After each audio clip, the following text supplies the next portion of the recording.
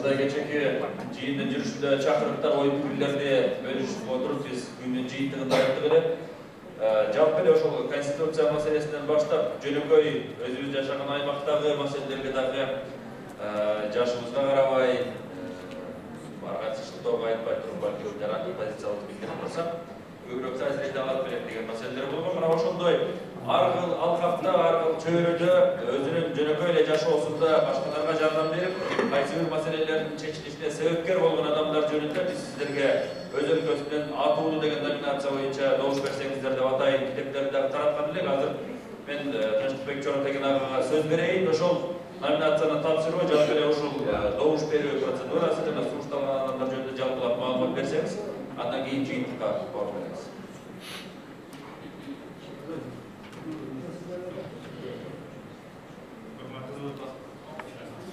Урматтуу коомдук шеринен форумдун катышуучулары, баардыгыбыздарга ушундай бир китепче берилген. Ал боюнча баардыгыбыз жообузду даярдадык. Албетте бул символдук нерсе экенин баса белгилеш керек. Ошол бул жерде сунушталган 41 кишиден тышкары 42-43 болуп кээ бир сунушталбаган араңыздарда отурган кишилерде де болушу мүмкүн эле. Кээ бир угунтук калынган, мурдадан өзүнүн ырааттуу иш бердигин жүргүзүп жүргөн ушундай чагылыкпаган жөнөкөй бирок уюштурук сатуулар болушу мүмкүн эле. Демек бул символдук биринчи аракет деп жатабыз. Мындан кийинки форумдарда дагы бүгүн эске алынбаган башка дагы инсандардын талапкерлиги көрсөтүлө бермекчи деп сүйлөштүк. Кечээ макул болгондой ушул сунушталган 41 талапкердин ичинен эң көбүрөөк добуш алган 3-өөнө гана атайын сыйлык берилет деп сүйлөштүк. Ал ошол добуштун көбүрөөкүн ким алат? Ошого жараша кылган эсептөөчү өзү сиздерге жыйынтыгын берет. Эми дагы бул жолу ошо биздин 41 атуудун ар бир жөнүндө кысымдар айта кетсек ашыкча кетпес. Биринчи бул андан сырткары мен анын баарын айтып салсам сиздерге кызык болбойт. Өтө кызыктарын болуп куштарланып күтүп турам. Туалеттер жери машина жок. Квартира жок. Учак жок. Түркияга саякатка билет жок. Магаданга билет жок. Биринчи номинант Кайо Абдураупова айым. Өзү укчу. Ошто ал дайыма адвокаттык жана укук боюнча кеңештерин өзүнө келген баардык карталарга жөн гана бербестен коомдук ишмер катары алардын өтө оор акыбалдарынан чыгууга жардам берип жүргөн мындай мына сүрөттө да өзүңүздөр көрөсүздөр. Тартынакай мырзабыз анын талапкерлигин Аслан Бейшиев сунуштаган. Экинчи талапкерибиз Абдылжан Шамшиев мырза. Ал бизге жаш кезинен эле журналисттикке талаптанган инсан катары белгилүү ошондой эле бир катар эл аралык жана жергиликтүү коомдук уюмдарда иштеген, волонтер болуп дагы иштеген ыктыярчы болду. Ошондой эле студент кезинен эле жигердүү иштеп Адилет деген ушундай сабырдуулук клубу дегенди уюштурган экен. Жана башка бир катар иш чараларды уюштурган. Ал жөнүндө жана колубуздардан 4-5 бетте көрсөтүлгөн. Кийинкиси 3-чү бул Динара Алияева айым. Фейсбуктагы өзүнүн дарегин көрсөтүлгөн. Ал дагы онкологияга ар кандай ишик ооруларына каршы күрөш боюнча адистештер балдардын бөлүмүндө волонтер катары иштеген экен. Андан кийин ал ушул багытта өзүнүн фонд уюштуруу ишмердигин уланткан.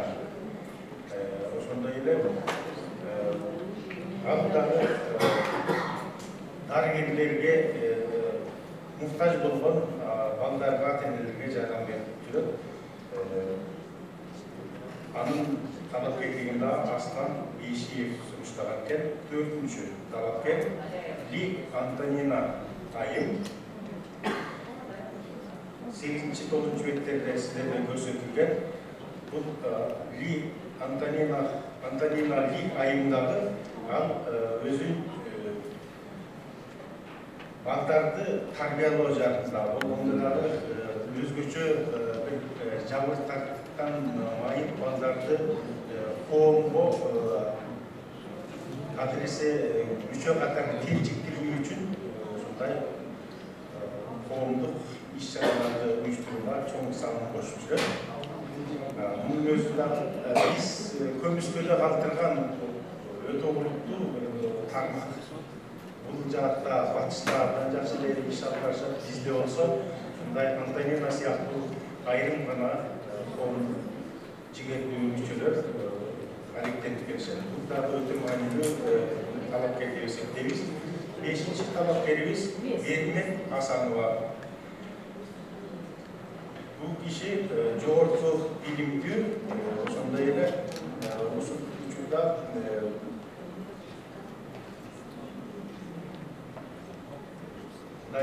эрезеге жеткен кишилерди агартуу маселеси боюнча Кыргыз ассоциациясынын аткаруучу директору катары ошондой эле Чүй аймагында таалим берүү агартуу тармагы боюнча бир катар коомдук иш-чараларды уюштуруп жүргөн үкүм катары таанымал.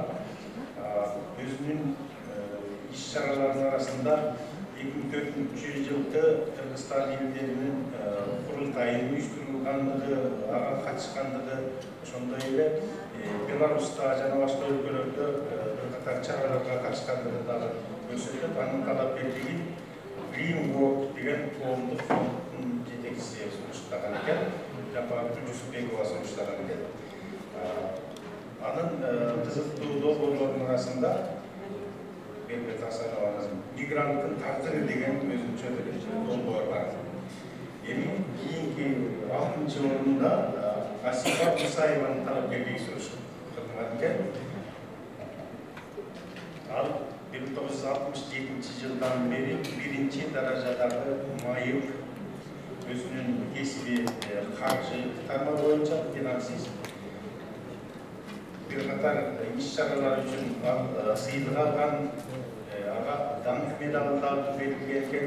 Негизинен ал калайыкты социалдык жактан коргоо тармагында ар тараптуу иш жүргүзүп келет. Жалын деген кооперативдин төрайымы болгон. Эми анын эмне кандай иштери бар, аларды ошол 12-13 беттен сиздер өзүңүздөр таанышыңыздар. 7-чи талапкер Тургунбек Акабеков мырза. Бул талапкер азыркы учурда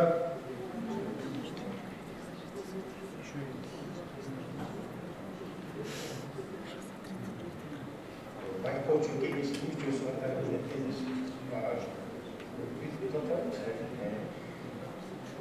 Монголияда болгон салык маселеси боюнча, үлүш менен катышуу боюнча Адис катары өзүнүн жардамдарын коомчулук өкүлдөрүнө берген.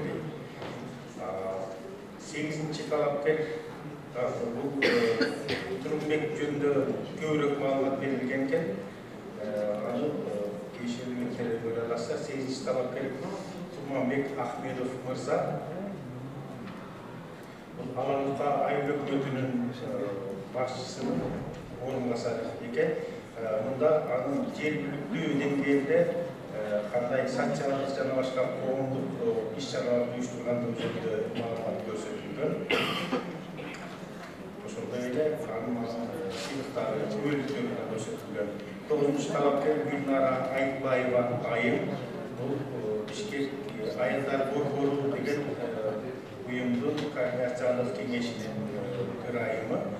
Мында ал 93 жылдан тартып кантип коомдук иштерге катышып калганлыгы, андан берки экологиялык жана башка тармактарда өздөрүнүн салымдарын кошкондугу жөнүндө көрсөткөн. Жапарбек Токоев 10-чу талапкер. Иши да өзүнүн адистиги боюнча экономист, бухгалтер экен. Анан коомдук иштерди дагы бул социалдык багыттагы иш-чараларды уюштуруу менен байланыштуу экендиги көрсөтүлгөн. Анын талапкерлиги 27-27 беттерде чечмелери көрсөтүлгөн. Валентина Жителева, мен тоже айттым го, фамилиясы Айкөл күчтөр биримдиги Союз добрых сил деген Кыргызстандын ардагерлеринин уюмунун жетекчиси. Кыргыз ардагерлеринин акыбалы, аларды социалдык жактан коргоо жана башка көйгөйлөр боюнча бир катар иш-чараларды уюштуруп жүрөт. 12-чи Артем Зазулинский. Бул инсан Фейсбукта өзүнүн маалыматын көрсөткөн экен. Артем ар бир инсан өзүн эркин сезиш керек. Бул өлкө аларга артылык баардык мүмкүнчүлүктөрдү бериш керек деп эсептейт. Өзүнүн негизги турмуштук кредосу жөнүндө 31-32 беттердеги маалыматта чагылдырган. Игорь Беляев деген 13-чү талапкерибиз. Ал Кызылсуу Краснореченск мектеп-интернатында тарбияланган экен. Өзү жетимдик зардабын тарткан менен татыктуу аттуулуу болуп, азыр коомдук иштер катары өзүнүн бир катар иш-чараларын уюштуруп келет. Гүлмира Казакунова 14-чү талапкер. Ысык көлдө Каракөл шаарынан суруштурулган. Ал Ысык көл жергесинде теңдик равенство деген майыптардын өзүнүн уюмун түзгөн. Көл калаасындагы майыптардын социалдык көйгөйлөрүн чечүү боюнча бир катар иш-чараларды уюштуруп келет. Камил Кузиев 15-чи талапкер. Дагы Ысык көл калаасынан Кырдык штабынын өкүлү Венцус деген коомдук уюмдун башкармалыгынын төрагасы катары иштеп келет. Ал адамдардын, инсандардын укуктарын, эркиндигин коргоо боюнча, ошондой эле закты жеген кишилердин көйгөйлөрүн чечүү боюнча укуктук жардамдарды уюштурганга салым кошуп келет. 16-чы талапкер Туранбек Давыдов. Анын өнүгүү баянын 38-39 беттерде көрсөткөн экен. Ал өзүн аймактык деңгээлдеги уюштуруу боюнча жергиликтүү өзүн башкаруу тармагындагы ишмердиги менен байланыштуу өзүн катуу катары санаган инсан. 17-чи талапкер Үмүткар Кутуева. Үмүткар бул Чүй облусунун аймагынан талапкер катары конкурска көрсөтүлгөн экен. Ал тууралуу 40-чы бетте чакан маалымат бар. Кантип жабыр тарткан ар кандай кишилерге артыраттуу жардам берип келгендиги жөнүндө көрсөтүлөт. Интернациональный деген айыл өкмөтүндө жооптук катчы болуп иштеп келет. Алексей Лапушкин 18-чи талапкер. 1984-жылы Ош шаарында туулган. Ал Сорус фондунан бир мыкты чыгармалар үчүн кешүүгө акчалай сыйлык алып, ал үчүн ал акчага энесинин айырыш үчүн бир операцияга жашаган экен. Андан чыгарды бир катар сыйлыктарга ээ болгон экен. Ал жөнүндө маалыматты 41-беттен көрө аласыздар. Анын ырлары, чыгармалары дайыма атомдук сезимди өрчүтүү менен байланыштуу. Сырга Мазакиева 19-талапкер. Антозамтыш 3-жылы Жалал облусунун Сузак районундагы Достон айылында турган экономист, каржы тармагында юрист. Өз алдынча ишкана куруп, аракет кылып келет. Анан Ден соолук комитетин түзгөн, ошонун азыр жетекчиси. 20-талапкер Марина Фегеле.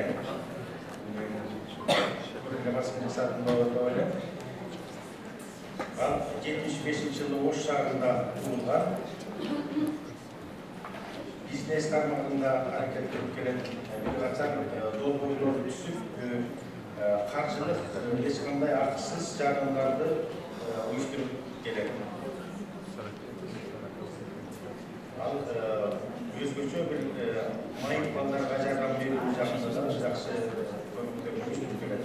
Анар Башаева 21-талапкерибиз. Коомдук ишмер 46-жылы Сузак районунда төрөлгөн. Азыр ал бир катар жергиликтүү коомдук уюмдарга катышып, өзүнчө Аймира деген коомдук фонд түзгөн. Бул ошондой эле ынтымак жарчылары деген атайын бир тармак түзүп, бул тармак баягы 2010-жылкы окуялардан кийин баардык тараптарды ынтымакка чакыруу боюнча абдан жакшы иш-чараларды өткөрүп келген. Бул дагы биздин акылдуу бийликке чакырган иш-чараларды саналат. 22-талапкер Маматов мырза жөнүндө 50-беттен көрө аласыздар. Профессор Маматов өзү философия доктору, бир катар еңбектердин ээси. Чет өлкөлөрдө да ар кандай коомдордун мүчөсү болгон. Анын ишмердин жөнүндө 50-беттен таба аласыздар. Ильяра Нагыровна Нурметова 23-талапкер. Исыкөлдө Каракол мурдагы Кыжыбаш шаарында 53-жылы туулган. Учурда ал Ысыкөл аймагында коомдук иштер менен алектенет. Айнагүл Өзгөнбаева, 24-талапкерибиз. Бул 53-беттен тартманын доорызды да коюлган экен. Андан ал эмне иш аракет кылып аткандыгын астыртын маалымат аласыздар. Анда Бета чай компаниясына каршы доорыз жолдогон экен. 26-талапкер Айнура Ормонова биздин күнүбүз деген коомдук негиздеген бул аркылуу ата үйүнүн тарбиялануучулары жана мурдагы ошо тарбиялануучуларды таалим берип турмушка багыттоо боюнча иш-чараларды жүргүзүп келет. 26-чы Бразилия Браниславовна Раскольякова айым 38-жылы төрөлгөн экен. Азыркы учурда Чүй аймагында коомдук иш менен алектенет. Анын талапкерлигин дагы Чүй аймак форуму сунуштаган.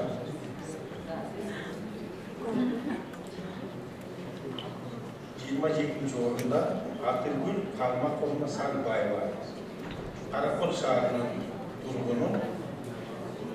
Анын ишмердин жөнүндө 78-79 беттерде дагы сиздер жакшы маалымат ала аласыздар. Ал Жумалбек Аманбаев атындагы коомдук кайрымдуулук фонду тарабынан сунушталган. Abdullah Demirberdiyev Koza 28. talap verdi. 56. yılı Boş konusuna araştırıcı Çoğalay Gayırlarla Torban Aydın'da var. Şu yerde yaşay.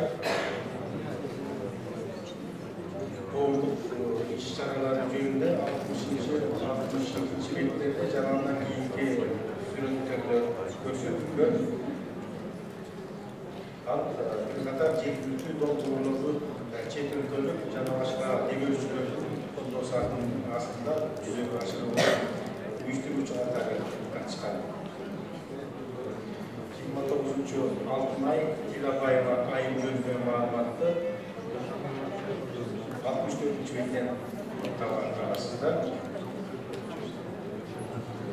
ayımızda bölümlükler, sporcular, balabalık çarşılar yetiştik. Konuşuz yaptı, jekilti doldurulduğu vücudular, göz akımlarına karışkan eken.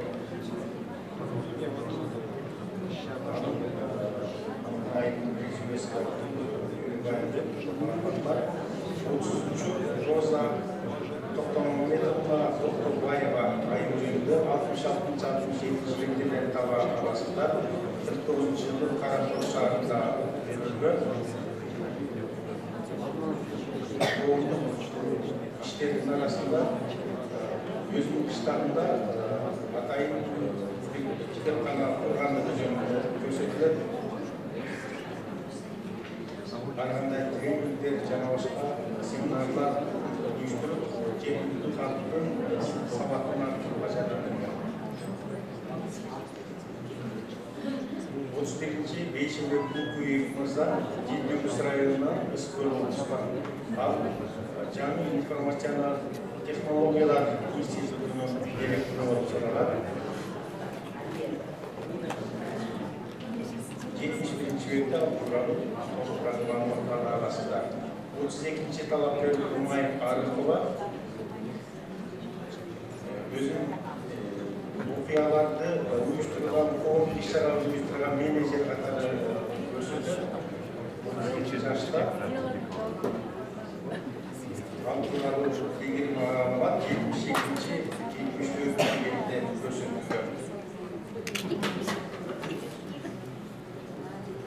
33. Gülzar'da Bütünova.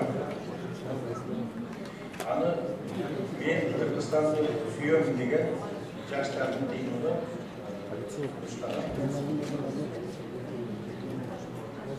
Anturalı mağaralarda 75. 77. arasında проходит без активности. Ben Звук Kırgızistan'da нормально Füyöm degan а вот это я не знаю. yaşlarını deyim onu. Потому что звуки не исходят с колонки. И сколько там проверить. Колонки там ближе получается, да? Я вот не знаю, как это. 34. talapkek Если это такое, то ощущение такое. Но я потом запланировал, может быть, это нарезка делать. Generalık Samurtululuk üçün degan fondun Batken filialının müdürleri mıhtı akıllıları talap ettiğini gösterdiler. Kızılyaş ağrında gün forması, gün olmuş, sol sarıgın kolunu çizikte Cenab-ı Kırata Özgürçün Öğrenci kolunu iş aralarını uyuşturulacak çıkar. Alfon gününde 74-83 yıllarda ilgili anlatmalar Anı Gümrük Bayan gününde ilgili 86-87 yıllarda Cenab-ı Hak şu Kanbay Hoca'nda Özgürcü Gümrük Muhammed Benim'e bunun özü Anı işbirliği art taraflı çaktırılır belirgin müdahalesudur. Başka talep yerlerine rica olsun. Talep verilir. Çıktılar ilgili anın işliktiği kadar hareketleri tam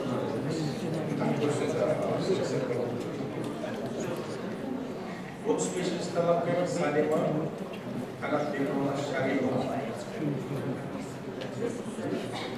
bir şekilde çıkan boş hayvanlarının karakteri şöyle anlatmakla konuşacağız. Tek çıkıyor. Tez ettiğim hareketlerle Жетпей атабы. Кечиресиздер. Мен жакшы чыгат деп сиздер казак кетип атпаймын. Салиман Канатбековна Шарипова 35-ci талапкер. Абдурахман Мамат 160 беттен баштап көрсөтүлөт. Ош деген 5 тилде чыккан альманахтын редактору. Мунун өзү эле демек маалымат аркылуу ар башка тилде сүйлөгөн калайыкта кардылап жаткан иш-чарага байланыштуу экендигин көрсөтөт. Бул ар маалыматты сиздер 106-111-ci беттердеги маалыматтарга тааныша аласыздар. 36-cı талапкерimiz Elnura Emirkanova. Oş şahrında 1984-10 oktyabrda görülgөн eкен. Anın işmerligi jönүндө 112-113 betтерден көрө аласыздар. Ал 50 балдар жана чоң кишилердин арасында прайм боюнча алгачкы олимпиаданы уюштурууга демилгечи болгон экен. Ошондой эле өзү начар көргөн азиз кишилердин узуктарын болгон бир катар эл аралык жыйындарга катышкан, алар үчүн бир катар коом иш-чараларды уюштуруп келет. 37-ci талапкер Жумахан Бектурсунова Чүй аймагынан сунушталган экен. Көптөн бери ал өзүнүн айылындагы коом ишмер катары жигер кулактуу катары өзүн көрсөтүп келет. Фут дөбө деген атайын өкмөттүк эмес уюштурган экен. Айылдагы аялдар кеңешинин төрайымы болуп иштеген экен. Мунун өзү демек кичинекей айылда өзүнүн активдиктерин көрсөтүүгө жетишкен инсандардын көп экендигин Жумахан Бектурсунова атап экенин көрсөтөт. Ал жөнүндө маалыматтар 114-110 беттерден көрүнөт. Абди Мусабаев мырза Чүй облусунда Чүй районундагы Ленинжол кыштагында анын талапкерлиги жөнүндө маалыматтар 118-ci беттен бир нече бетте көрсөтүлгөн. Абди Мусабаев мырза дагы бүгүнкү Шермебизде коомдук форумга катышып жатат. Анын өзүнүн дагы ишмерлиги жөнүндө балким сурак алган чыгарыштар 38-ci жылда төрөлгөн жогорку билимдүү коомдук ишмер. 39-cu талапкер Казима Муханзовна Сушанго. Аны сунуштаган Москва айылдык кеңешинин төрагасы Якузов мырза. Казима Муханзовна айылдагы бир катар коомдук иш-чараларды уюштурган Александровка кыштагында гана эмес, жалпы эле Чүй өрөөнү боюнча жергиликтүү коомдук ишмер катары өзүнүн мыкты көрсөткөн айым. Ал жөнүндө маалыматты 122-123 беттерден таба аласыздар. Ошондой эле андан ары кандай тегерек иштер уюштурганы, кандай коомдук иштерде жүргөн жөнүндө сүрөттөр дагы көрсөтүлгөн.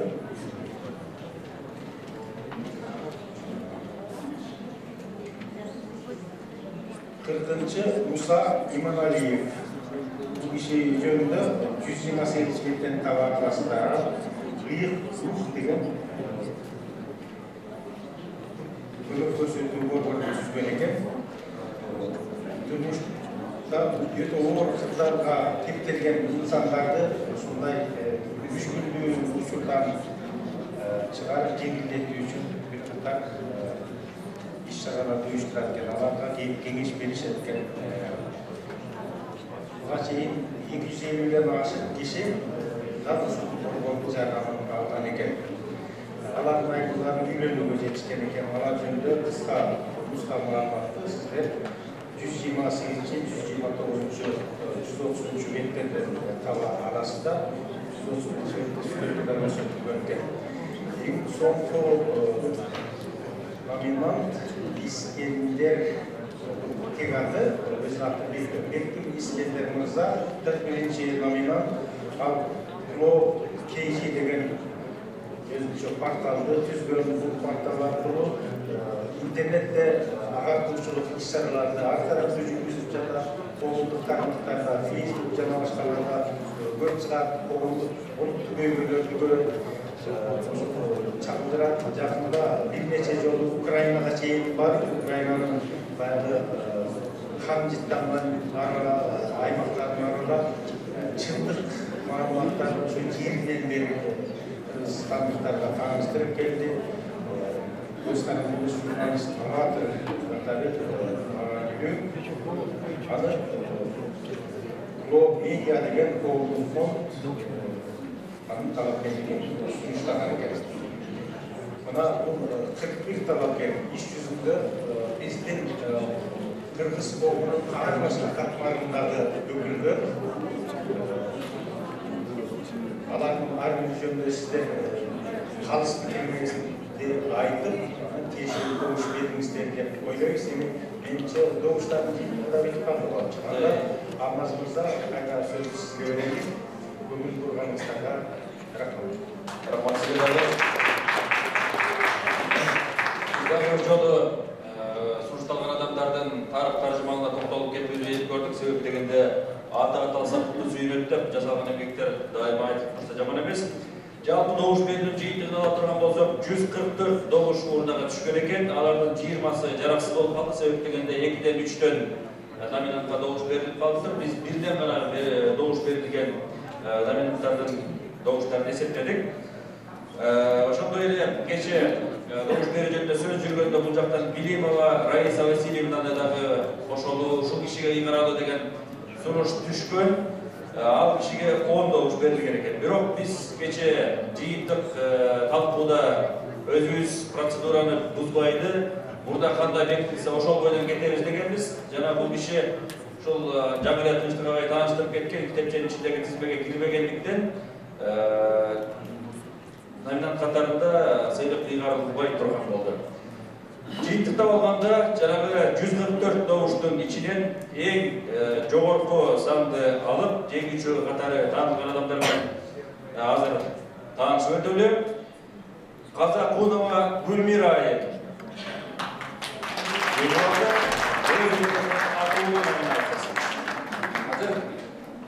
Сөздү мен Айжамалов Тарыхчиева эжекеге берейин. Бул айым жөнүндө азыр маалымат берип өтсүн.